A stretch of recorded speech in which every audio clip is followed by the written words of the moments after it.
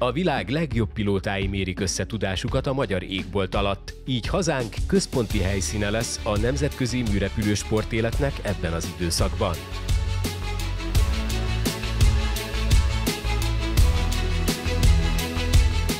Egyedülálló módon nem egy, hanem két világbajnokság kerül megrendezésre ugyanabban az időpontban, ugyanazon a helyszínen. Az érdeklődés a vártnál nagyobb, és rekordszámú versenyző jelentkezett a világ összes tájáról, olyan egzotikus helyekről is, mint például Szaúd-Arábia, Kína, Brazília, Új-Zéland, és sorolhatnám, természetesen az európai ismert országokat nem felejtve.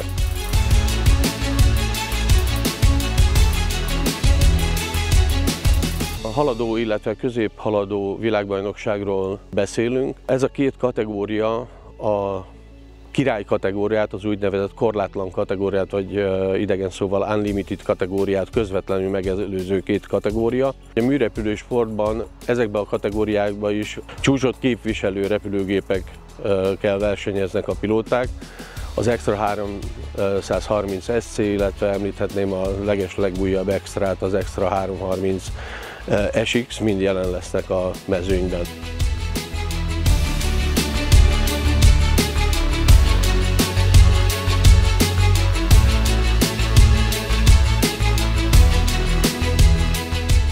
A verseny szabályai azok megegyeznek az összes kategóriában, néhány kivételtől eltekintve. A versenyszámok pedig a következőek. Van egy úgynevezett nyílt kötelező program, amit már a verseny előtt is gyakorolhatnak a pilóták, fölkészülhetnek belőle. Ez az úgynevezett belépő program. Ezt követi 3 darab zárt kötelező program. Itt a verseny helyszínén a csapatok maguk javasolnak figurákat, és abból saját maguknak állítják össze a műrepülő programot. A sajátossága, hogy ezt nem repülhetik, csak a földön gyakorolhatják, és először a bírók szeme előtt történik a megmérettetés.